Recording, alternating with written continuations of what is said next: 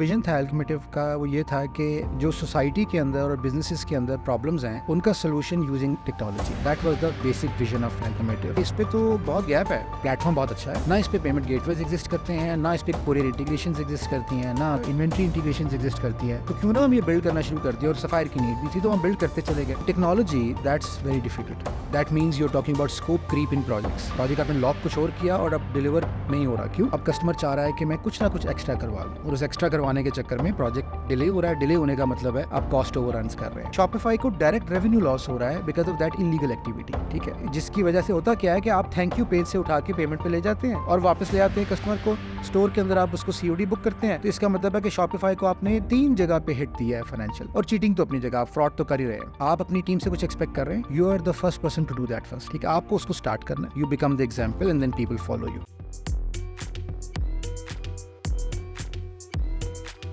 Assalamu alaikum viewers, my name is Umair Arshad. I am the Chief Operating Officer at Hive Metrics. This podcast is brought to you by FutureFest. आज हमारे guest हैं, किसी तारीफ का मोहताज नहीं है, इंडस्ट्री में बहुत वैल्यू ऐड की उन्होंने। He is the entrepreneur, he is the founder and CEO of Alchemative, co founder Zinco, co founder ADEX 360 and माशाल्लाह अल्हम्दुलिल्लाह list carries on. None other than Mohammad Umar Farooq Rana साहब। सर कैसे हैं आप, कैसी तबीयत, कैसे मिजाज? Thank you very much for coming. हमें अपने बारे में कुछ बताएं, आप कौन है, कहाँ से आए, कैसे स्टार्ट Thank you किया? very much for inviting me here and giving me the opportunity कि I can talk about my journey and all of it. So we can start with some basics. For example, what is my background? So as a family background, we are basically Punjabis, Lahoris.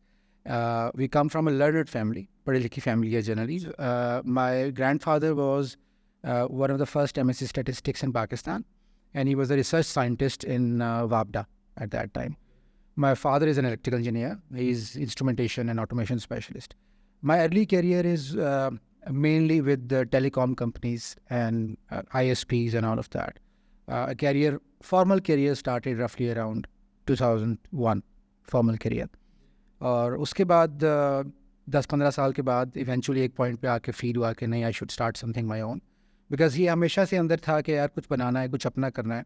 Not from the stand point of making money, from the stand point of because I always had a lot of ideas around different problems, because whenever I see a problem in the business anywhere, I would be always able to come up with a technology solution around it. कोई app, कोई integration, कोई automation, something like that. So मुझे फिर हमेशा से लगता था कि यार मुझे कुछ ना कुछ जो है वो अपना बनाना चाहिए, करना चाहिए.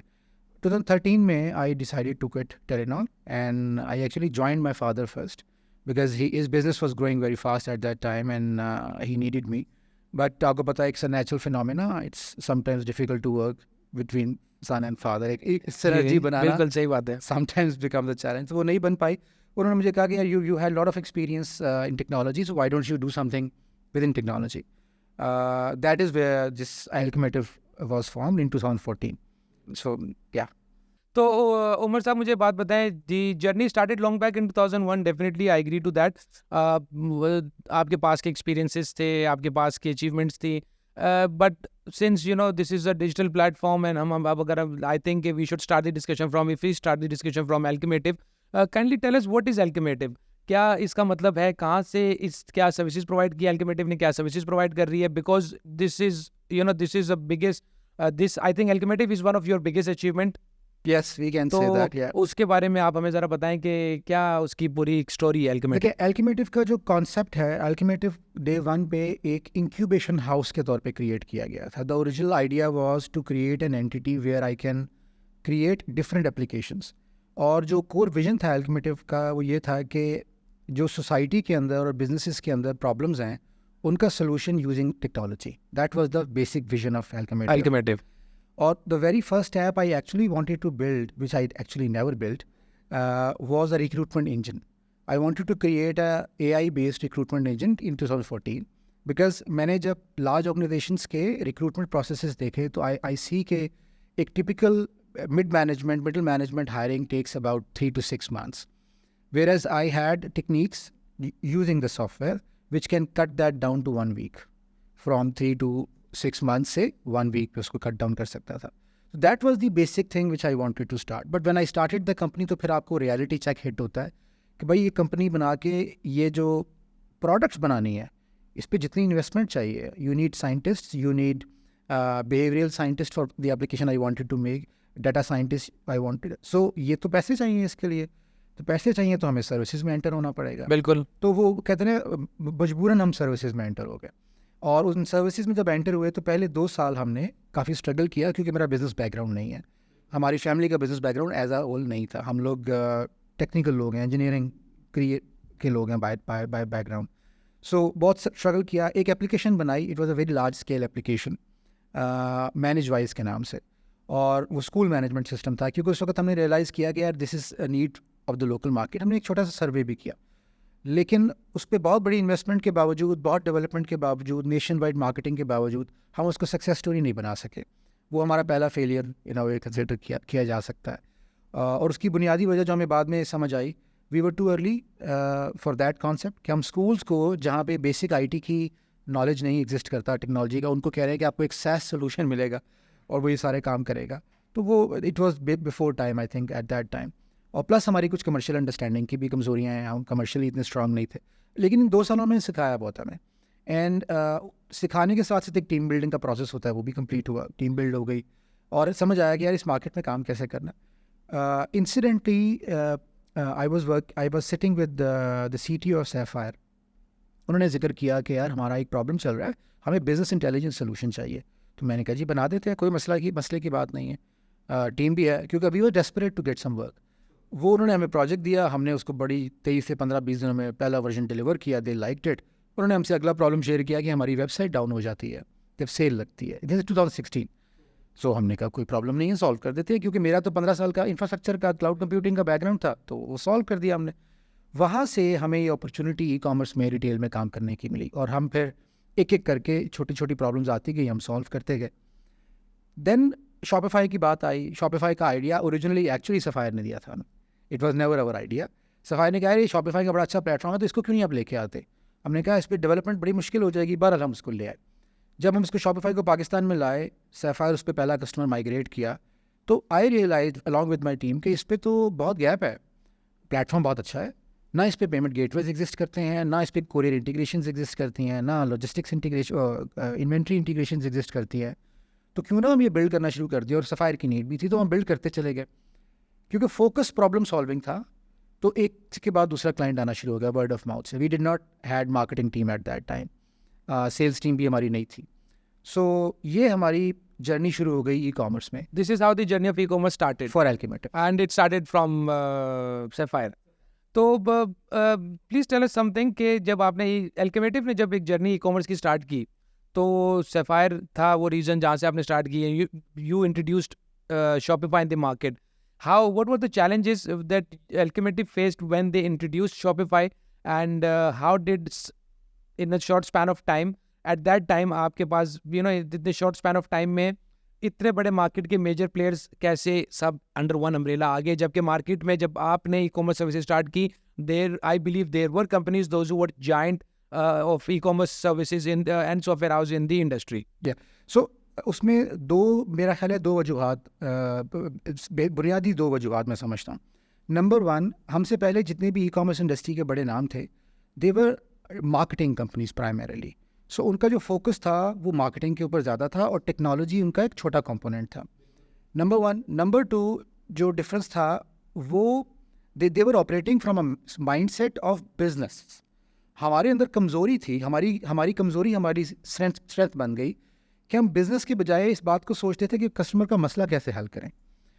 इस चीज़ ने मेरा ख्याल है डिफरेंशिएटर क्रिएट कर दिया कि we were very easily able to, for within 3 years फ्रॉम 2016 to 2019 we became the largest e-commerce service provider, technical service provider in Pakistan, और ऑलमोस्ट उस वक्त हमने कोई 70-80% मार्केट शेयर ले लिया लार्ज ई-कॉमर्स का। ज़ाहिर बात है, फैशन ब्रांड्स बहुत सारे होते हैं, बहुत बड़ी मार्केट है।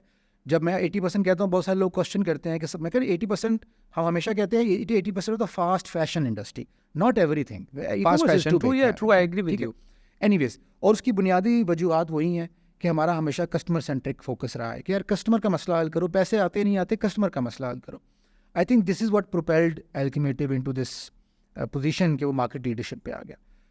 अच्छा, इस 3 सालों में हमने बहुत सारी एप्लीकेशंस भी बिल्ड की शॉपिफाई के अराउंड, जिसमें पेमेंट्स एंड इंटीग्रेशन। वो एप्लीकेशंस का जो नॉलेज था वो इवेंचुअली फिर हमारी नेक्स्ट जर्नी का हिस्सा बना, जिस पे हम बात कर सकते हैं. So yeah, this is the main reason I think we were able to, without any marketing sales, we were able to capture the whole market in 3 years. True. Tell me something. Are you the only Shopify Plus partner in Pakistan or not? And how did you manage to become the Shopify Plus partner in Pakistan? Because इससे ही related आगे मैं आपसे कुछ सवाल करूँगा. Because this was and is one of the biggest achievement of Alchemative, which I believe. अच्छा, बाकी तमाम चीज़ों की तरह हमने इसको भी प्लान नहीं किया. तो मैं ये कहता हूँ कि हमारी जर्नी बड़ी ऑर्गेनिक जर्नी है. ना मार्केटिंग पे फोकस है, ना सेल्स पे फोकस है, ना बिजनेस स्ट्रेटजी में फोकस है, बस काम पे फोकस है, काम करते जाओ. हमारे लिए शॉपिफाई प्लस का स्टेटस कभी हमने टारगेट नहीं किया था. शॉपिफाई के पार्टनर बने, हमने काम शुरू कर दिया, प्लस कस्टमर्स मेच्योर होना शुरू हो गए. जब 5 प्लस कस्टमर्स मेच्योर हो गए तो शॉपिफाई ने हमसे रब्ता किया कि आपके पास 5 प्लस कस्टमर्स हैं, तो you are not a Shopify plus partner, are you interested? तो वाई नॉट, बना दें. हमने अप्लाई कर दिया और एप्लीकेशन अप्रूव हो गई और हम शॉपिफाई प्लस पार्टनर बन गए. और वहाँ से फिर फिर हमें अंदाज़ा हो गया हाउ इम्पॉर्टेंट दिस वाज.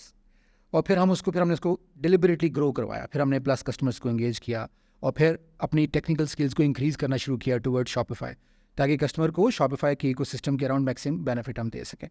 तो प्लस की जर्नी तो हमारी अगेन बाकी जर्नी का इंसिडेंट है. Incident थी. But I think it did help you and it helped the people those who were working with you and are working with you over the period of time. क्योंकि Shopify Plus partner होने की वजह से you had some privilege, you have some privilege. Yes. जिसकी basis के ऊपर जो competition था मार्केट में, though they don't have this particular thing. सो आपने क्वेश्चन किया कि कितने पार्टनर्स हैं इस वक्त. So as of 2 months back तक पाकिस्तान में प्लस लेवल पे एक ही पार्टनर था, वो एल्केमेटिव था फ्रॉम डे 1. 2 months पहले I have seen another company which is Islamabad based company. They are now listed on Shopify's portal as Plus partner. But unfortunately or fortunately, I don't know, when I try to contact them, it's not a company, it's a single person. So अभी मैंने उसको भी investigate करना है, लेकिन बहरहाल Plus directory के अंदर वो listed है. The reason to ask this question was this, because I've seen, I have seen in so many places that people call themselves the Shopify Plus partner. But जितना deeply आपने काम किया Shopify के साथ या उसके बाद जिन एजेंसीज ने काम किया या जो कर रही हैं, तो people those who are affiliated or associated with Shopify, they have the knowledge of it. The next question is this, since your background was so engineered and engineers or innovation और इन चीज़ों से आपका background था, तो when Alchemative ने started providing the e-commerce services, so you being the founder and CEO, was it easy for you to keep an eye and log on the day-to-day operations? What was Umar Rana's role in that e-commerce day-to-day operations? Okay, so इसके लिए थोड़ा सा मैं quick 1-2 minute का background देता हूँ. I am an introvert by nature, which means I am not comfortable with talking to people. ठीक है. इसका मतलब ये हुआ कि, और मेरा जो बचपन है वो किताबों के साथ गुजरा है, इंट्रोवर्ट्स के साथ, क्लासिक स्टोरी है. उसकी एक वजह शायद ये भी थी कि मैं बचपन में बहुत ज़्यादा टाइम दादा के साथ गुजारा, और वो छुट्टी वाले दिन मुझे फिरोसन्स ले जाया करते थे. यहाँ पे हुआ तो बहुत सारे बच्चों को पता भी नहीं कि फिरोसन्स क्या होता है. ठीक है. सो वो ले जाया करते थे, और मेरे लिए छुट्टी का कॉन्सेप्ट ये था कि फिरोसन्स जाके किताबें पढ़ा करते हैं. ये गली में क्रिकेट खेलना ये मुझे नहीं है. ट्रू, सही है. You got evolve to that. वो उसी कॉन्सेप्ट के तहत में इवॉल्व हो गया. एनीवे, सो बिजनेस के अंदर भी मेरा जो थ्रू आउट कॉन्ट्रीब्यूशन है, और मैं समझता हूँ इवन आज भी majority contribution is around product building, ideation, problem solving, SOPs, structure, strategy, back and पे. फोर फ्रंट पे मेरा आना आज भी मेरा प्राइमरी ऑब्जेक्टिव या इंटेंट नहीं होती है. तो अगर आप देखेंगे आज मेरा रोल अल्केमेटिव में क्या है, या इस जर्नी में मेरा अल्केमेटिव में रोल क्या था, तो वो रोल एक कस्टमर को कंटिन्यूस कस्टमर को मॉनिटर करना. I never monitor my team. मैंने हमेशा कस्टमर को मॉनिटर किया कि कस्टमर क्या चाह रहा है और हम क्या कर रहे हैं. बिकॉज अगर कस्टमर हैप्पी है तो इसका मतलब टीम सही काम कर रही होगी. So I never monitored my team till in this whole journey. Great, thank you. मुझे ये बताएं कि since there are so many things related to e-commerce and software जो Alchemative कर रही है, तो is it possible आप हमें बताएं कि Alchemative exactly आज की डेट में क्या क्या करती है और क्या क्या करती है, और उससे आपको क्या फ़ायदा हो रहा है, उस इंडस्ट्री को क्या फ़ायदा हो रहा है, ताकि ये सारी चीज़ें हमें पता चल जाएं कि exactly where do you stand as an Alchemative as of today. Okay. As of today, yes. So basically 2019 में जब हमने ये मेजर माइलस्टोन आप समझेंगे अचीव हो गया कि you were the market dominant force, तो उस वक्त मैंने ये अपने अंदर जो मेरी कमी थी कि यार मैं बिजनेस मैन भी नहीं हूँ और फ्रंट फुट पे भी नहीं आना चाहता. तो आई स्टार्टेड क्रिएटिंग एंटिटीज़. सबसे पहली एंटिटी जो क्रिएट हुई वो एडेक्स क्रिएट हुई, और वो that was obviously Jain's idea, but there was a marketing department within Alchemative जिसके कुछ क्लाइंट्स भी थे और टीम भी थी. तो वो हमने जैन साहब के साथ शुरू किया. जैन हमारे ऑफिस आके बैठ गए और वहीं से एल्केमेटिव के अंदर ही एडेक्स की बुनियाद पड़ गई.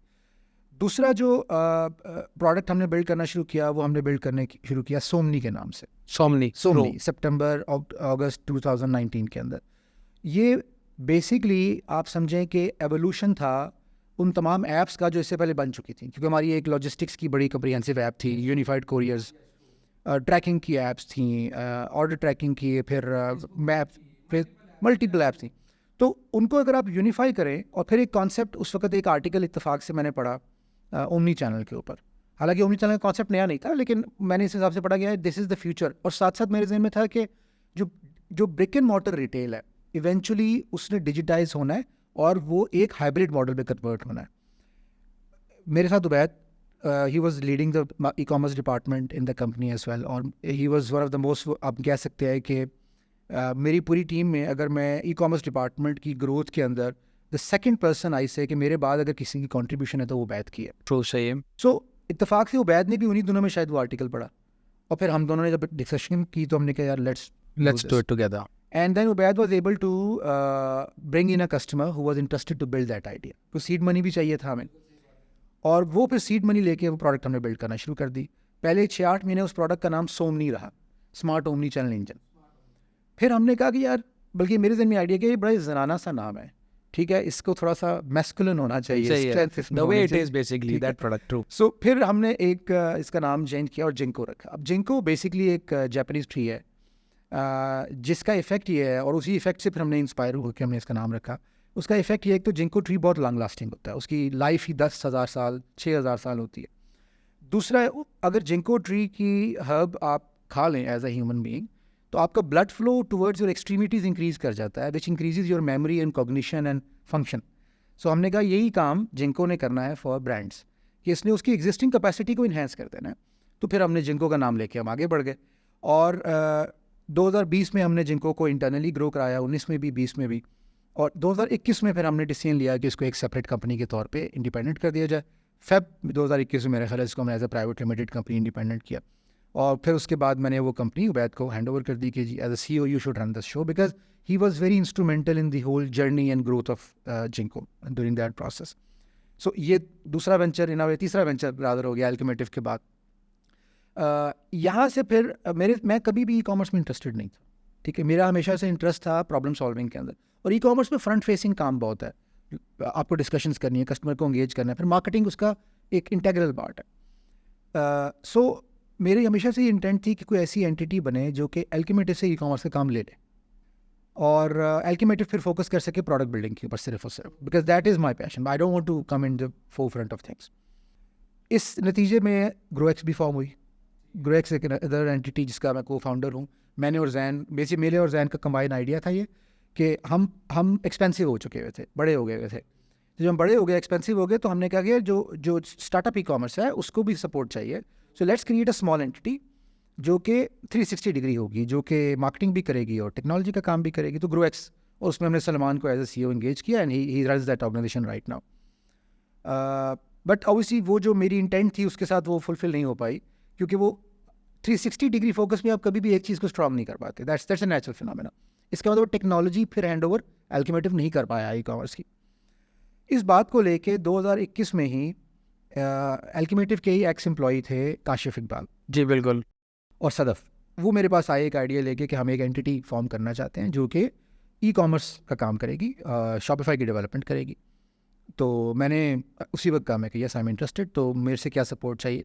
ऑब्वियसली इनिशियली जो डिस्कशन है उनको मेरे से फाइनेंशियल सपोर्ट चाहिए थी और कुछ अप्रूवल्स हैं, चलो मिलके काम करते हैं. जाहिर बात है मैं इंडस्ट्री में था तो उनको ये भी था होगा कि शायद ये कंपटीशन फील ना करे होगा, ऐसी बात. तो मैंने कहा लेट्स वर्क टुगेदर, और मेरी तरफ से मैंने कहा कि आई एम इवन इंटरेस्टेड कि I will be ready to invest in this. और बिकॉज ऑब्वियसली मुझे अंडरस्टैंडिंग थी कि वो दोनों क्योंकि सैलरीड लोग हैं तो उनके लिए शायद इन्वेस्टमेंट लेके करना, एक बिजनेस स्टार्ट करना. एपिनोवस का जो कोर आइडिया था वो था कि वो एज अ सब कॉन्ट्रैक्टर काम करेगा, वो खुद कभी भी किसी क्लाइंट के पास नहीं जाएगा, मोर लाइक B2B करेगा. वो B2B करेगा. और उसके अंदर क्योंकि हमने चैलेंज मार्केट में फेस किया कि अल्केमेटिव तो अच्छा काम कर लेता है, लेकिन बाकी बहुत सारी कंपनीज एजेंसीज क्लाइंट से काम प्राइस तोड़ के ले लेती हैं, लेकिन वो क्वालिटी डिलीवर नहीं कर पाती। ठीक है, मैं उसे नाम नहीं ले सकता उन एजेंसीज का, लेकिन मेरा इंटेंट ये था कि उसकी वजह से हमारी भी रिप्यूट और शॉपिफाई की ज़्यादा इकोसिस्टम रिप्यूट ख़राब हो रही है। सो अगर एक इंडिपेंडेंट सब कॉन्ट्रैक्टर आ जाएगा जो सबके लिए काम कर सकेगा, तो लोगों का टेक्निकल चैलेंज सॉल्व हो जाएगा एजेंसीज का। तो इस कॉन्सेप्ट पे फिर काशिफ के साथ मिलकर कंपनी फॉर्म हमने की 2021 में हमने शुरू किया। 2022 के स्टार्ट तक सिचुएशन ये थी कि एपिनोवस के पास जितना काम था वो प्रीडोमिनेंटली अल्केमेटिव की तरफ से था। सो फाइनेंशियली हमें नज़र आ रहा था कि अगर अल्केमेटिव की तरफ से काम ना हो तो ये कंपनी को सर्वाइव करना मुश्किल है, लेकिन उसमें काशिफ और सदफ़ की जो एफर्ट थी वो ये थी कि उन्होंने उस कंपनी को as a successful entity operationally run कर लिया, which is they were very good project manager and they were very good So, developer. and since they're leading that company as well. As a company उन्होंने बहुत अच्छा उसको run किया। Business side शायद week थी, ठीक है, लेकिन वो कवर कर रहा था अल्केमेटिव।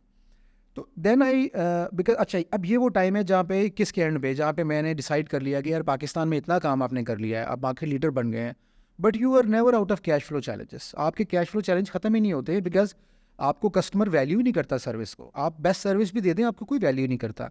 कस्टमर आपको पैसे नहीं देना चाहता टाइम पे, 6-6 महीने की पेमेंट रुकती ही जाती है, फिर आप ब्रांड की वेबसाइट बंद करते हैं तो आप पैसे निकलवाते हैं। तो this is kind of business environment we have कि कॉस्ट टू रेवेन्यू, आपने एक्सपेंसेस टू रेवेन्यू देखना पड़ता है, उसके बाद फिर रिकवरी देखनी पड़ती है, फिर उसके बाद बैड डेब्ट देखना पड़ता है, तो वो स्क्वीज हो जाता है profit and you can't survive in the market. तो मैंने कहा कि यार इस मार्केट में ना हम ग्रो नहीं कर सकते और हमारे कैश फ्लो चैलेंजेस खत्म नहीं होंगे जब तक हम इस मार्केट में, तो I need to focus on international market. तो 2021 में I move to UAE which is October 2021 के अंदर। जब मैं वहाँ पे मूव किया तो फिर मुझे इस चीज़ का एहसास हुआ कि अब पीछे जो अल्केमेटिव के ई कॉमर्स है, it needs to be an independent entity, क्योंकि अगर मैंने इंटरनेशनल फोकस करना है तो पीछे ये फोकस किसी को लेके चलना पड़ेगा। Somebody has to be the face of it. जब मैंने अपनी टीम में आके बात अनाउंस की कि now we need to create a new entity which is focused on e commerce services and which is not Alchemative, क्योंकि Alchemative is limited to technology. This entity needs to be an e commerce agency which means it needs to focus on customers growth, customers technology related growth जितनी भी है उसको focus करे, marketing में उनको support करे, journey में उसको ओवरऑल सपोर्ट करे, यूआई यूएक्स में सपोर्ट करे, इंटरनेशनल एप्लीकेशंस यहाँ लेके आए।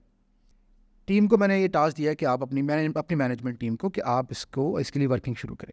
This news somehow I think reached Kashif and Sadaf, या शायद मेरी उनसे डिस्कशन हुई।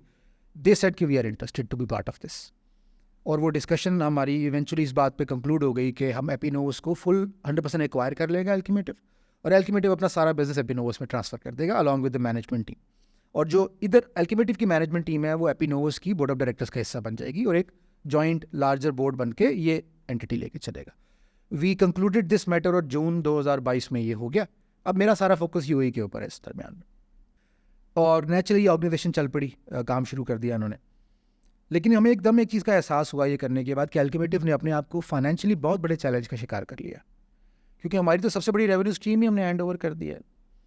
Then we started working on payment application. True, सही है। और हमने मई में 2022 में यूनम पे लॉन्च किया, ठीक है, और उसके बाद हमने 1-2 प्रोडक्ट्स पे और भी काम शुरू कर दिया। शॉप एक कॉमर्स के नाम से हमारा ई कॉमर्स इंजन था, उस पर हमने काम शुरू कर दिया। By the end of 2022 I realised कि यार मुझे मिनिमाइज़ करना है, मुझे डायरेक्शन में वो लानी है, फोकस लेके आना है। बावजूद इसके कि मैं ई कॉमर्स से भाग रहा हूँ पिछले कितने सालों से, but I am still known for e commerce and Alchemative is known for e commerce. अब ग्लोबल मार्केट में जब जाके मैंने स्टडी की तो पता लगा कि वहाँ पे भी हम बेस्ट हैं, वहाँ पे भी हमारी जो सोल्यूशन डिलीवरी कैपेसिटी है, जो प्रॉब्लम सॉल्विंग एबिलिटी है, that is beyond the local agency जो वहाँ पे एग्जिस्ट कर रही हैं। सो मैं देन आई रियलाइज़ कि यार एक चीज़ जिसमें भाग रहा हूँ एक्चुअली शायद यही मुझे करने की ज़रूरत है। और फिर आई डिसाइडेड कि अब कंपनी के अंदर कोई और काम हम नहीं करेंगे, we will only focus on e commerce for now. Obviously हम एपिनोवस को वो तो हमने उनको सपोर्ट करना है क्योंकि वो लेके चलेंगे, लेकिन इस तरह का हमें यूनम पे को बिल्ड करने का मौका मिला और शॉपरलेस को बिल्ड करने का मौका मिला because we were focused on e commerce. और फिर इंटरनेशनल मार्केट में हमें बड़े क्लाइंट्स, रिसेंटली हमें एसोप को हमने सिक्योर किया जो लोरेल का सब ब्रांड है, तो वहाँ पे हमारी जर्नी अच्छी चल रही है। बट इस दरमियान में पीछे Appinovus was facing challenges and not financial challenges, because वो तो सारा बिजनेस अल्केमेटिव दे के गया था उनको। Management challenges, the management team was not able to align themselves with each other. आपको पता है टीम फॉर्मेशन के अंदर वो एक बेसिक सा प्रोसेस होता है कोई भी टीम फॉर्मेशन के अंदर। आप फॉर्म करते हैं, फिर स्टॉर्म करते हैं, फिर नॉर्म करते हैं, फिर परफॉर्म करते हैं। ये 4 स्टेजेस से हर टीम ने गुजरना है। अनफॉर्चुनेटली वो टीम जो है वो नॉर्मिंग स्टेज तक नहीं पहुंच पा रही थी, वो स्टॉर्मिंग पे फंस गई आगे। सो अब इस सारी जर्नी को 2023 में जून में इट कंक्लूडेड कि this can not work, because आपकी जब मैनेजमेंट टीम ही अलाइन नहीं है काम में, तो आपकी बाकी टीम कैसे अलाइन होगी, आप ग्रो कैसे करेंगे। और जाहिर बात है उसका नतीजा ये निकला कि एपिनोवस 1 साल में बावजूद उसके उन्होंने बहुत प्रोजेक्ट्स डिलीवर किए मार्केट के अंदर, लेकिन वो एजेंसी नहीं बन सके जिसकी वजह से उनको क्रिएट किया गया था। उमर साहब, व्हाट डू यू थिंक, जैसे आपने बोला, मैं आपकी बातों में से एक question, I want to raise a question कि Alchemative is and was providing the services in the local industry but was facing challenges. But when you went to Dubai and you migrated to Dubai and you saw that your norms, your processes and your infrastructure is perfectly fine, यही team या यही company Dubai के clients को या international clients को या UAE के clients को सर्विसेज प्रोवाइड करती है, those people are happy and these people in Pakistan are not happy. So what was the reason? What is the reason and what's your conclusion? Because if you're able to answer this, then the people, those who will be listening to this podcast, it will be an help to them as well. So बुनियादी तौर पे जो चीज़ हमने difference देखा वो है expectations का, customer expectations का। हमारे पाकिस्तान में कस्टमर की एक्सपेक्टेशन ये है कि if they are not ready to pay the price of the service, but if somehow वो इस बात को डाइजेस्ट कर जाएं और वो कहें ठीक है हम प्राइस ऑफ द सर्विस दे देते हैं, then they want to get something extra. And in technology that's very difficult. That means you are talking about scope creep in projects. Project आपने लॉक कुछ और किया और अब डिलीवर नहीं हो रहा, क्यों? अब कस्टमर चाह रहा है कि मैं कुछ ना कुछ एक्स्ट्रा करवा लूँ, और उस एक्स्ट्रा करवाने के चक्कर में प्रोजेक्ट डिले हो रहा है। डिले होने का मतलब है आप कॉस्ट ओवररन्स कर रहे हैं, आपकी कॉस्ट वेरिएंस आ रही है, आपकी स्केड्यूल वेरिएंस आ रही है।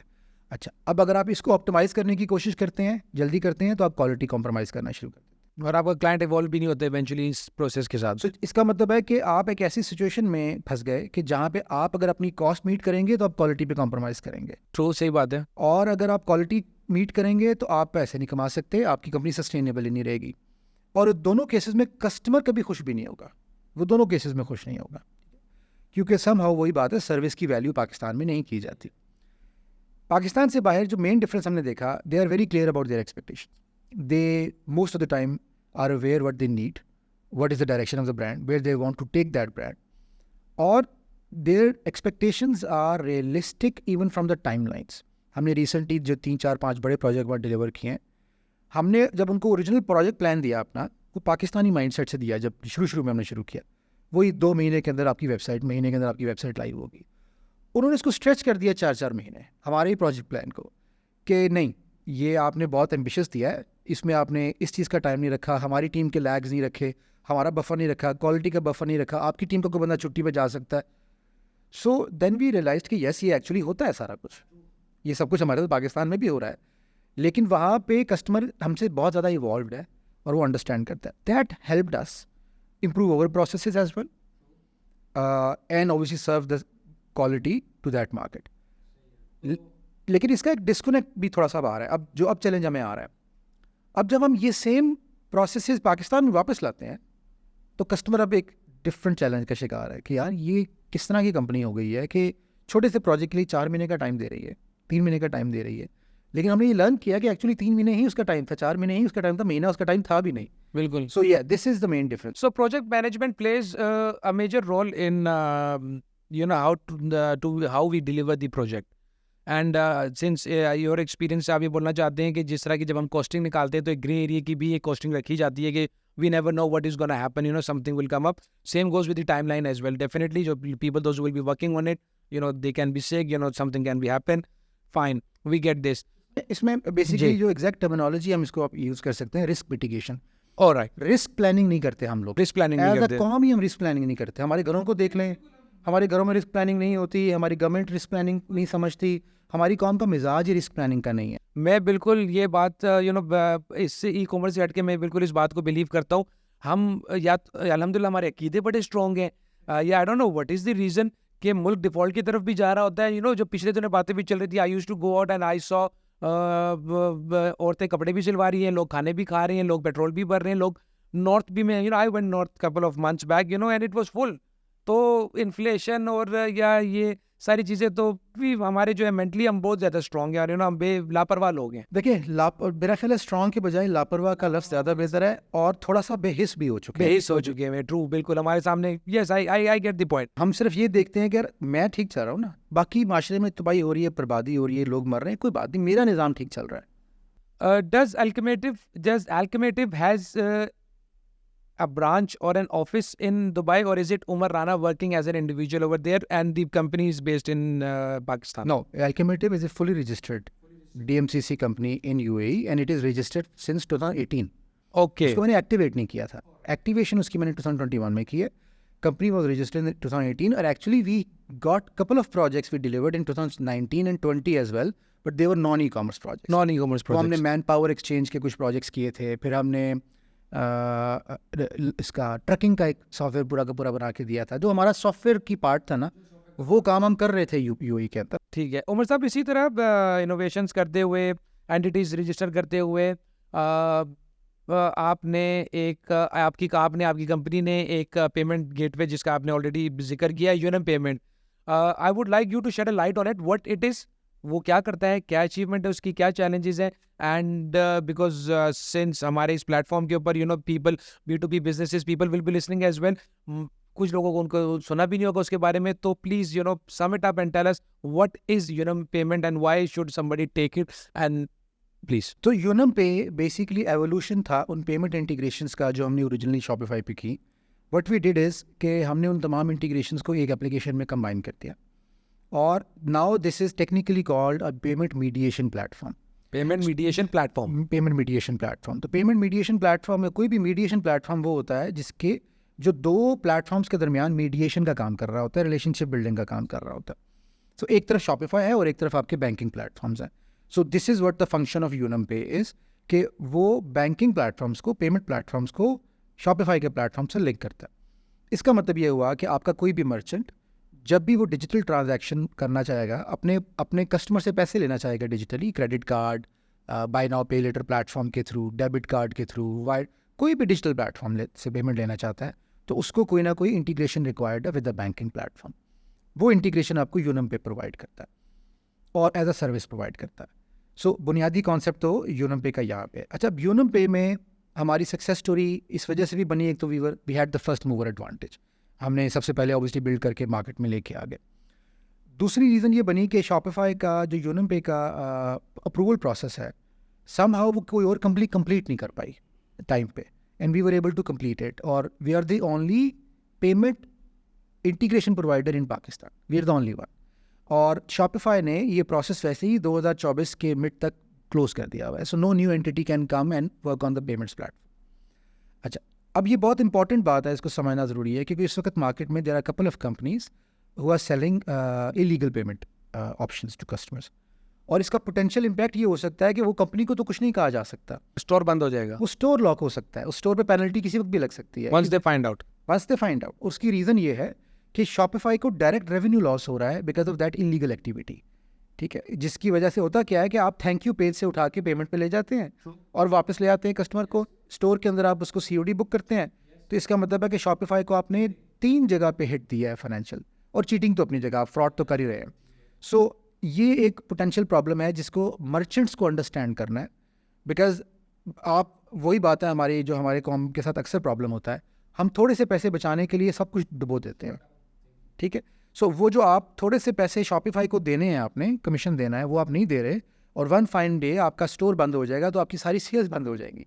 बहरहाल, तो यूनम पे is a payment mediation platform, it's not a payment gateway, and we have no intent whatsoever to ever come in the payment gateway industry. Alright, so this means that if somebody is using, and if they use Unum payment, they are legally secured, and there isn't any harm in using this because this has been approved by Shopify. The other payment process which you discussed, I understand किसकी बात हुई है, क्या हुई है. तो this is the question कि if somebody is using this process के order की journey अगर हम उठा के ले जाते हैं Shopify से बाहर, और then we take the payment and then we book that order as COD and we bring it back, so we should not be doing it because sooner or later that store will be banned, and once the store is banned that means you cannot even create a new store because your URL domain आपकी banned हो जाएगी.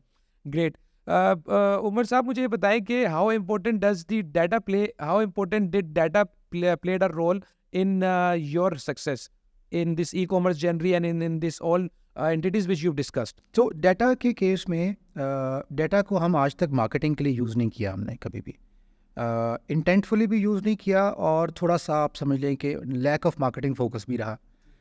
लेकिन हमने data को देख के हमेशा अपने कस्टमर की जर्नी को हेल्प करने की कोशिश की। हमने देखा कि अगर एक एप्लीकेशन में एक लॉजिस्टिक्स की एप्लीकेशन है, उसमें अगर हम फॉर एग्जांपल जिंको के अंदर भी और लॉजिस्टिक्स में भी अगर कस्टमर को पर्टिकुलर लोकेशन के ऊपर किस कोरियर कंपनी को सिलेक्ट करना चाहिए, हम वो हेल्प कर सकें तो हमें करना चाहिए, because we have that data set available. हम ये बता सकते हैं, यस, हम बता सकते हैं कि पाकिस्तान की किस लोकेशन पे कौन सी कोरियर कंपनी सक्सेसफुली डिलीवर की, उसका सक्सेस रेशो क्या है। इसी तरह पेमेंट्स में हम प्रिसाइसली बता सकते हैं कि पाकिस्तान का कौन सा पेमेंट गेटवे कि कितनी फेल्ड अटैम्प्ट्स होती हैं, कितनी सक्सेस होती हैं, कितने फ्रॉड क्रेडिट कार्ड्स आ रहे होते हैं। Because of this data set we have visibility essence. हम तो ये कहते हैं कि हमारे पास तो इतना बड़ा डेटा सेट है कि हमें पाकिस्तान में अगर किसी ने ई कॉमर्स के थ्रू शॉपिंग कर ली एक दफ़ा, तो उसका डेटा कहीं ना कहीं से हमारे पास मौजूद है। A person who has placed the order is under your radar. Basically, you have the data of it. You know the trend and behaviors of it. हमने आज तक उस डेटा को ना कभी मैनिपुलेट किया, ना कभी यूज़ किया, ना कभी मार्केटिंग पर्पस के लिए किया, लेकिन हम we take insights from that to guide our merchants how to plan their business. So in order to smooth the process. Main मकसद हमारा, देखें, अल्केमेटिव की जो कोर फिलोसफी है ना, it's the same from day one, help the community, help the business. Okay, coming to the next question, मैं ये पूछना चाहूँगा कि अबाउट द लीडरशिप क्वालिटीज़, आपकी लीडरशिप क्वालिटीज़, एंड अगर किसी भी कंपनी को जब फॉर्म किया जाता है उसमें टीम फॉर्मेशन और उसमें लीडरशिप क्वालिटीज़ या लीडरशिप क्वालिटी का क्या रोल होता है, कल्चर क्या होता है, कैसा होना चाहिए कल्चर, आपका कल्चर क्या था, किसी नए स्टार्टअप का कल्चर क्या होना चाहिए, since you are the leader of services, you are the leader of services provider in the market, in the industry, and माशाल्लाह you have done a great and contributed a lot to the industry. तो this is what we would like to ask you. So देखिए, leadership obviously कोई बहुत it's a very complicated concept, ठीक है। There lot of qualities leadership की चाहिए, और leadership की बड़ी डायमेंशंस हैं, political leadership, business leadership, personal leadership. So there are a lot of dimensions. But for me, the very basic things a leader should have is that he's the one who he needs to lead through example. Leader और manager का जो बुनियादी फ़र्क है, ये मैं समझता हूँ एक अच्छे लीडर के अंदर वही चीज़ होनी चाहिए कि अगर आप अपनी टीम से कुछ एक्सपेक्ट कर रहे हैं, you are the first person to do that first, ठीक है। आपको उसको स्टार्ट करना है, you become the example and then people follow you, number one. Number two, अब ये वैसे तो शायद लीडरशिप क्वालिटी में कंसिडर नहीं होती ये चीज़, लेकिन क्योंकि आपने एक क्वेश्चन ये भी किया कि what is my trades in that regard, I by default trust everybody, ठीक है। मेरा जो डिफ़ॉल्ट मैकेनिज़्म है सोच का, मेरी कॉन्वर्सेशन की इब्तिदा ट्रस्ट से होगी, अनलेस कि वो बंदा प्रूव कर दे कि वो ट्रस्ट के काबिल नहीं। सो इसका मुझे ज़िंदगी में नुकसान भी काफ़ी हुआ, लेकिन मैं समझता हूँ कि मेरी जो ओवरऑल सक्सेस के पीछे शायद ये फैक्टर बहुत बड़ा फैक्टर है कि जब आप हर इंसान पर ट्रस्ट करते हैं तो जो अच्छे लोग आपके साथ शामिल होते हैं वो आपको ग्रो करवाते हैं आपके साथ मिलके। मैंने बहुत सारे लोगों के नाम लिए इस जर्नी के अंदर। अच्छा, उसके बाद जो नेक्स्ट स्टेप है वो ये है कि for me money is not the primary object, solution value addition is the primary. और मेरी टीम के लिए भी यही है, तो मैं अपनी टीम से जो एक्सपेक्ट कर रहा होता हूँ वो कर रहा होता हूँ कि what is the value you added today, what is the value you added in the organization, in somebody's life, in somebody's business in this week? Because I am a strong believer of कि when you start adding value, everything else follows. बिल्कुल सही बात है, बिल्कुल। Leadership आपके पास सब कुछ खुद आ जाता है। सो बहुत कोई कॉम्प्लिकेटेड थ्योरी पे I don't work on that complicated theory.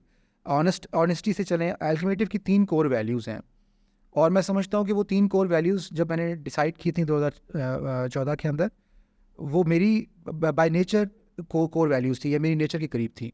Number 1 transparency, ठीक है, be transparent about everything, agility या adaptability, as per situation learn and evolve, and excellence. Whatever you do try to do it at your best. Umar sahab, my next question is this, आपने आगे जिक्र किया कि Alchemative was expensive, so that is the reason we introduced a new entity. तो एक business की and से point of view से I would like to ask you question के एक बिजनेस को ये देखना चाहिए कि उसका बजट कितना है, उसको कहीं पे जाके अपनी सर्विसेज प्रोवाइडर की कंपनी डिसाइड करनी चाहिए। फॉर एग्जांपल हम इसको इस तरह लेते हैं कि एक वेबसाइट अल्टीमेटिव एक वेबसाइट बनाती है और आपके अंडर अम्ब्रेला में एक और कंपनी भी वेबसाइट बनाती है, एक महंगी और एक सस्ती है। What is the difference between them, and if there is a difference तो देन हाउ कैन वी जज it? Because if one person keep saying this that I am expensive because I have an expertise, and the other one says that I also have an expertise but I am cheap due to multiple reasons. So एक business को, if I am going to open a brand tomorrow, a business tomorrow, how can I judge it? How would it be helpful? So for a merchant, for a brand to decide about a vendor, they need to first look inside what is their expectation from their website or their e-commerce business. उनको partner उस हिसाब से select करना चाहिए, इस basis पे नहीं कि पैसे कितने। देखिए पैसा जो है ना, बजट जो है वो एक कंस्ट्रेंट है। What are your goals basically? हाँ, they need to focus on goals I got the point. rather than the constraint. Constraint तो है ना भाई, मेरे पास 10 लाख रुपया तो मैं 10 लाख ही खर्च कर सकता हूँ, उससे ऊपर नहीं कर सकता। नहीं कर ठीक सकता। है, ये तो एक सेपरेट डिबेट हो गई। लेकिन अगर आपके पास ये सेपरेट हो, इसको हम साइड पे कर देते हैं क्योंकि ये एक किस्म की अनसॉल्वेबल इक्वेशन है ना। बिल्कुल जितने पैसे उतने खर्च करेंगे, उतने ना, खर्च उससे ज़्यादा करेंगे, नहीं सही खर्च है। करेंगे। आपको पहले गोल्स देखने हैं। क्या आपका जो ब्रांड है it's marketing heavy brand?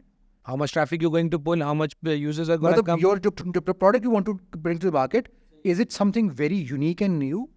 So if it is very unique and new and it needs to be presented in that form, then you need to select an agency which is very good at UI UX, because you are bringing in something which needs to have a story behind it, the design story behind it. If you're bringing in something which needs active marketing push, lot of campaigns, lot of sale campaigns and all of that, select a marketing entity, marketing based agency, because they are good at that. If your product is, if you're a very big brand and you can afford to have separate marketing entities, separate technology entities, then you need to decide accordingly. What is your technology vision?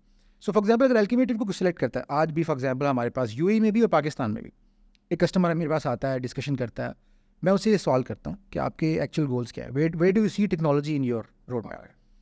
If they say कि यार ये website है ना, ये बनाएंगे, बाकी तो cell है, फिर मैं उन्हें बड़ा क्लियरली कहता हूँ आप हमारे कस्टमर नहीं है। नहीं है। If you still you don't understand it, you won't value it. If you still want us to do it, ये प्राइस है, लेकिन आप हमारे कस्टमर नहीं है, बिकॉज जो एक्सपर्टीज हमारे पास हैं, जो वैल्यू हमें ऐड कर सकते हैं, वो आपको चाहिए ही नहीं है। आप तो कुछ और देख रहे हैं, आपको किसी ऐसी एजेंसी को सिलेक्ट करना है जो आपको वैल्यू चाहिए वो दे सके। सो मेरा ख्याल है कि ये मर्चेंट पे डिपेंड करता है, और एजेंसीज को, I believe agencies should have the courage to say yes and no. They should only take customers, because अगर वो कस्टमर उठाएंगी जो वो उनकी फिलोसफी पे अलाइंड है, तो they would be able to do the better work. Then you will be able to, because the business जो है वो consistency और the retention का है। Yes. It's very easy, जब आपका नाम बड़ा हो जाता है, जिस तरह अल्टीमेटिव का नाम बड़ा है या किसी भी एजेंसीज का नाम बड़ा है, people hear about you and they come to you. So you need to do justice to your own business. It's about the retention के if you will not be able to say no, then आप compromise कर रहे होंगे and eventually it won't be a successful model. देखिए अल्टीमेटिव के लिए आज के दिन में एक छोटी टीम विद इन कंपनी बनाना, एक लो कॉस्ट टीम बना के मार्केट में अनाउंस कर देना कि भाई तमाम वेबसाइट इतने की बन जाएगी, क्या मुश्किल है? वहाँ तो बड़ा इकोसिस्टम चल रही है, हमें तो फिर भी कोई लॉस नहीं होगा। Yes, true, you're equipped. लेकिन that's not the way we want to do business, philosophy के अगेंस्ट है हमारी। अच्छा उमर साहब, tell me one thing, people are facing these issues these days, which is I would अच्छा पहला क्वेश्चन ये कि does the speed of the website affects the sale or not, and secondly what is the shed some light on speed optimization. देखें, जो अगर आप Google के parameters की या एसईओ की बात करते हैं तो उसमें speed is the most important parameter, Okay. Most important, ठीक है, क्योंकि गूगल ये कहता है कि भाई आपकी वेबसाइट का कोर पर्पस इंफॉर्मेशन सर्व करना है, ठीक है, और अगर वही वो सर्व नहीं कर रही टाइम पे, टाइमली सर्व नहीं कर रही, ठीक है, क्योंकि हुआ ये है कि ह्यूमंस का because of the mobile technology and technology in general जो अटेंशन स्पैन है वो रिड्यूस हो गया। ठीक है, we don't want to wait more than 5-6 seconds, yes, ठीक है, एक साइट लोड नहीं हो रही 6 सेकंड बंद कर दो, ठीक है। इसका मतलब है कि गूगल के ख्याल में जो साइट 5-6 सेकंड में लोड नहीं हुई, का बाउंस रेट ज्यादा है, वो तो साइट नहीं फिर रैंक हो सकती ना। Something is wrong. This is something which is basic. अब इसका सेल से लिंक कितना है? मेरे नॉलेज के मुताबिक, मेरी एक्सपीरियंस के मुताबिक, when you are a brand, आपकी स्पीड बहुत ज़्यादा मैटर नहीं करती। When you are not a brand and you're something new and you're selling, you're like a marketplace or you're selling products जो कि दूसरों की products हैं, so marketplace को speed number 1 priority पे होनी चाहिए, If you are selling things which is not yours, you're not a brand, you're just a website जो इधर उधर चीज़ें इकट्ठी करके बेच रहे हैं, आपका नंबर 1 पे होना चाहिए. If you're a restaurant which is not a brand restaurant, a normal restaurant, speed आपकी important है. But if you're a brand, speed secondary हो जाती है. Because when you want to buy outfitters, you want to buy outfitters. Well, I'll wait because it definitely when I was sorry for interrupting, but जब मैं study कर रहा था UK में, तो आई यूज टू रिमेंबर यूके में सबसे जो बड़ी सेल ऑफरिंग्स लगती हैं वो लगती हैं बॉक्सिंग डे पे, which is a day after Christmas day. तो बॉन्ड स्ट्रीट के ऊपर I have seen this that next में जब सेल लगती थी, and that was massive cell कि 5-10-15 मिनट के अंदर सब कुछ सेल सोल्ड आउट हो जाता है. सुबह 8 बजे स्टोर खुलना होता है, तो लोग रात को 2-3 बजे अपना स्लीपिंग बैग ला के वहाँ पे सो रहे होते. तो पीपल फायर में होता है ना अभी सफायर में ऐसा होता है बिल्कुल. Recently we have heard about it as well. तो यस दैट मीन्स कि स्पीड डेफिनेटली मैटर करती है, बिल्कुल इंपॉर्टेंट है. डिपेंड करता है आप किस स्टेज पे कहाँ खड़े हैं, क्या कर रहे हैं, और आपका गोल अगेन क्या है. का गोल क्या है. लेकिन देखिए अब हम ये भी नहीं कह सकते, हम इसको इतना डिवैल्यू भी नहीं कर सकते कि आपकी वेबसाइट 10-10 सेकंड 20-20 सेकंड नहीं खुल रही. ठीक है, डिवैल्यू नहीं कर सकते. लेकिन you can get away, a brand can get away with a slightly poor performance. ठीक है, and rightly presented products. how hard is to optimize a website, because this is what because since I'm also from an e-commerce industry and a service industry जो मैं भी, तो this is the challenge which we are facing on day to day basis के brand comes and says कि मेरी speed optimize नहीं है.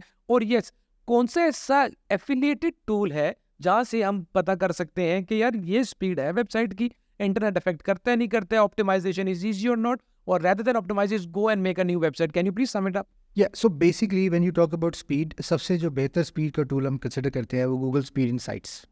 ठीक है, Google Speed Insights. Yeah, alright. Because उसकी relevance इसलिए भी है कि आपका primarily जो SEO है वो डिपेंडेंट किस पे है, वो Google पे डिपेंडेंट है. तो अगर Google का ही टूल होगा तो that's much better to use. तो एक तो ये perspective है उसके अंदर. दूसरा जो speed के अंदर factors हैं वो multiple factors हैं. कोडिंग एक फैक्टर है, CSS किस तरह की गई है वो एक फैक्टर है, जावास्क्रिप्ट कितने स्क्रिप्ट, ठीक है, और उसके बाद आपने फ्रंट एंड पे एप्लीकेशंस कितनी लगाई हुई है. यस ट्रू, सही है. And then your content. तो ये 4-5 चीज़ें मिल के स्पीड को फोकस करिए. तो इसका मतलब आपका कंटेंट ऑप्टिमाइज करना एक इंपॉर्टेंट एलिमेंट है. आपके इमेजेस ऑप्टिमाइज होने चाहिए, that's one of the most important element. आप लेटेस्ट टेक्नोलॉजी यूज़ करें, क्योंकि हो ही रहा है कि शॉपिफाई और तमाम प्लेटफॉर्म दिन ब दिन आपको नए से नए टूल्स दे रहे हैं, टेक्निक्स बता रहे हैं to load the content more easily और in a lazy load manner. कि यार पहले बैनर नज़र आ गया, यूज़र इंटरेक्ट कर पा रहा है, अब नीचे के इमेजेस आहिस्ता आहिस्ता लोड हो रहे हैं. ठीक है, इस तरह की टेक्निक्स हैं. इसी तरह मिनिफिकेशन टेक्निक्स हैं, CSS की, HTML की मिनिफिकेशन टेक्निक्स हैं. अनयूज्ड कोड रिमूव होना चाहिए, ऑप्टिमाइज. तो ये छोटी छोटी चीज़ें हैं जिससे आप साइट को ऑप्टिमाइज करते हैं. अब एक नया कॉन्सेप्ट भी आ गया है PWA का, प्रोग्रेसिव वेब एप्लीकेशंस. ठीक है, that is also I believe Pakistani industry should experiment with. They should play with that, and that will give them a lot of benefits, including they might not have to invest in the mobile applications if they can go ahead with PWAs. But Alchemative is working on PWA from a long time, I think, because for few brands we have done this. This is basically when you select an option and that particular downloads the app in your that's just one of the benefits. Yes, one of because the benefits. it's a vast PWA gives you a lot of things. lot of things. PCB की जो website है वो PWA है, Pakistan cricket board की हमने build की. I think PCB is also your client. Yes. इसी तरह कीज कतर का मार्केट प्लेस है, PWA के ऊपर है. ठीक है, अभी रिसेंटली कुछ दिनों में एक और वेबसाइट आने वाली, I can not reveal the name, वो PWA के ऊपर है. सो यस, PWA के ऊपर हमने यहाँ पे भी काम किया हुआ है. वेल उमर साहब, आप जैसे बंदे के साथ आई थिंक इतने टाइम में इतनी सारी चीज़ें नहीं डिस्कस कर सकते, but I will request you that you keep coming and keep contributing your time and to these places जहाँ पे पॉडकास्ट ई-कॉमर्स को हो रहे हैं, because there is a lot of things which we need to hear from you and get it from you. Last मेरा जो question है वो ये है कि what message does Mohammad Umar Farooq Rana sahab wants to send to the startups which service industry के जो startups हैं या सॉफ्टवेयर हाउसेज के जो स्टार्टअप्स हैं वो स्टार्ट करने वाले, क्या उन्हें करना चाहिए, क्या नहीं करना चाहिए. एंड सेकेंडली पर्सन्स जो आर रिसेंटली ग्रेजुएटेड या जो लोग सोच रहे हैं कि वो ई-कॉमर्स में आए ना आए, अगर आए तो कहाँ से स्टार्ट लें. So the most important thing I would say is के not everybody is cut to do business or being an entrepreneur, and there is no problem in having a job. ठीक है, ये एक बड़ा कॉमन माइंडसेट बन गया है कि जॉब तो ऑप्शन ही नहीं है ना. This is not everybody is cut for that. So rat race में जाने की ज़रूरत नहीं है, भेड़ चाल की ज़रूरत नहीं है. ठीक है, आप अपनी टैलेंट को, अपनी कैपेसिटीज़ को देखें. अच्छा, if you are somebody you want to go into this entrepreneurial area, try to find a problem. Find a problem and solve that problem, and then try to sell that solution to people. Rather than copying others, rather than creating situations and services where you just try to extract some money and grow from that point, just find a problem, solve that problem, sell that solution to people, and then keep on growing that solution. And number 3, always focus on P&L. Yeah, definitely, because our day first उसका ये entrepreneurs का problem होता है. ये बहुत बड़ा problem होता है कि व्हेन वी स्टार्ट हमारा बेंचमार्क होता है, जैसे कि आज अगर मैं एक कंपनी स्टार्ट करता हूँ तो इफ माय बेंचमार्क इज एल्केमेटिव, तो वो उसी तरह के नॉर्म्स और प्रोसीजर्स और उसी तरह की हायरिंग और उसी तरह की वो सारी चीज़ें मैं लेके चल रहा हूँ. But it's not this. I remember when you or Alchematic started the journey, they started the journey from somewhere else, and today you are sitting somewhere else, and then again you went somewhere. So definitely it's part of the process. Thank you very much for coming, Umar Saab. It was a pleasure talking to you, hosting you, and inshallah ta'ala we'll try to keep one more session with you, because this session I think I still have so many questions in the mind and people want to hear about that as well. We wish you best of the luck for your the things going on in Dubai, things going on in Pakistan, and inshallah ta'ala अल्लाह ताला आपको तरक्की दे और कामयाब करे. आमीन. बहुत शुक्रिया आपका मुझे यहाँ बुलाने का. Likewise, Thank you very very much. much. Welcome, sir.